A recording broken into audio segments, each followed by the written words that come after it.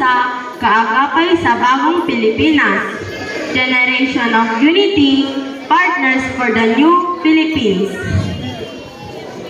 To our esteemed guest of honor, Mrs. Ligaya Cabarlo Galema, ever dynamic SDO focal person in charge of the district, Mr. Joel T. Pilutin, Mrs. Merilot A. Astudillo, our active teacher in charge, PTA officers headed by Mrs. Clara U. Tadeo, barangay officials headed by Barangay Captain Charlesto Cadano, respected teachers, dear parents, visitors, friends, fellow graduates, madaydayang aldaw katatayo amin. Today is a special day. We are here wearing our togas with a bright smile in our faces. This is the moment we have been all waiting for, our graduation day. This is not just our victory, but also a victory for our parents who work hard to send us to school. To our dear teachers that guided us with patience, and for our community that gave us opportunity to learn. Agyaman kami unay. This year's theme, Henerasyon ng Pagkakaisa, Kaagapay sa Bagong Pilipinas, reminds us that we, the youth, must be united in building a better Philippines. But what does unity mean, and how can we, as young Filipinos, help shape our country's future? Unity does not always mean grand acts. It starts with the simple things we do every day. In school, unity means helping our classmates. When we see a friend struggling, we help instead laughing off them. When we work on group projects, we listen and respect each other's ideas. We listen and we don't judge. At home, unity means showing love to our family. We help with chores, listen to our parents, and support our siblings. Even a simple thank you or I love you can strengthen our family's bond. In our community, unity means respecting others. We follow rules, throw our trash properly, and treat everyone with kindness. When we practice these simple acts, we are already contributing to a better Philippines. No adda pa nagkaysa, awan ti mabanugan. Throughout history, Filipinos have proven that unity can change our lives. Dr. Jose Rizal believed in the youth. He once said, "The youth is our hope of our nation." He united Filipinos by inspiring them to dream of freedom. Andres Bonifacio showed bravery by leading the Katipunan, proving that standing together can bring change. Melchor Aquino or Tandang Sora helped Filipino soldiers during the revolution, showing that unity is also about kindness and compassion.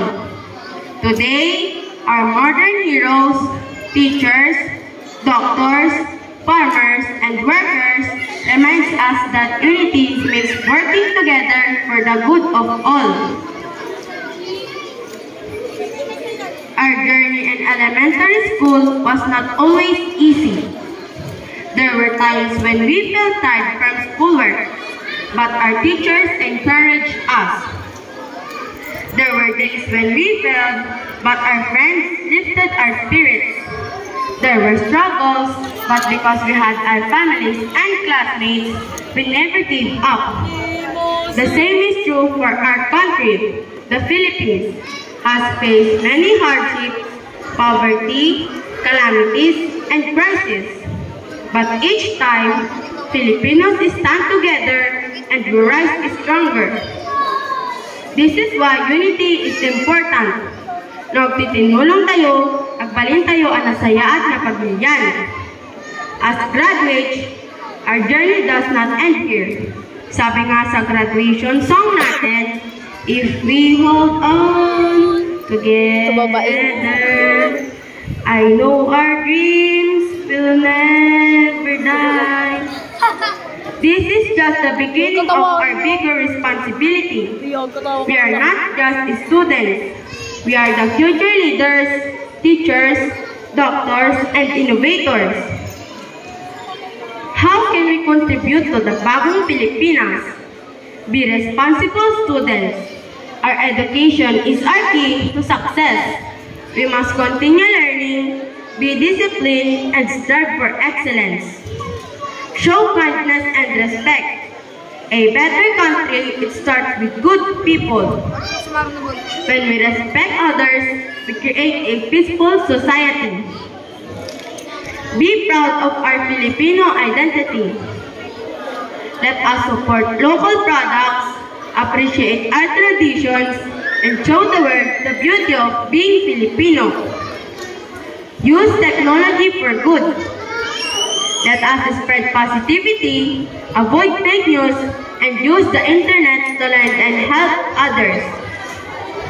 Serve our community. Whether big or small, our actions matter.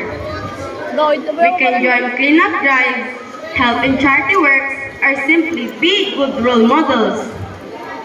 If we do these things, we are already contributing to the bagong Pilipinas that we all dream of. Before I end my speech, I want to say thank you to our dear teachers. Thank you for your patience, wisdom, and love. You did not just teach us from books, but also from life. Agyaman kami, ma'am and sir. To our parents and guardians, thank you for your sacrifices. Every early morning preparation, every baon, every encouragement, this made our journey possible.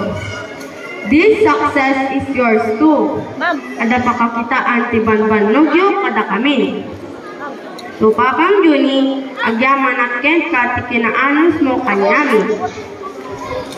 Titiisim amin niya ilo mo kanyami, Papang, may kana kami lang sinasaya at kabiyag. Mamang Irene, agyaman akadikiti ayat kan sacrifices mo kanyami. To my grandparents and relatives, thank you for the help. To my classmates and friends, thank you for the memories, the laughter, and the friendship. Though we may go on different paths, but the bond we form will always remain. Haan na malpas di panagkakadwa tayo ditoy. And most of all, to God, thank you for guiding us every step of the way.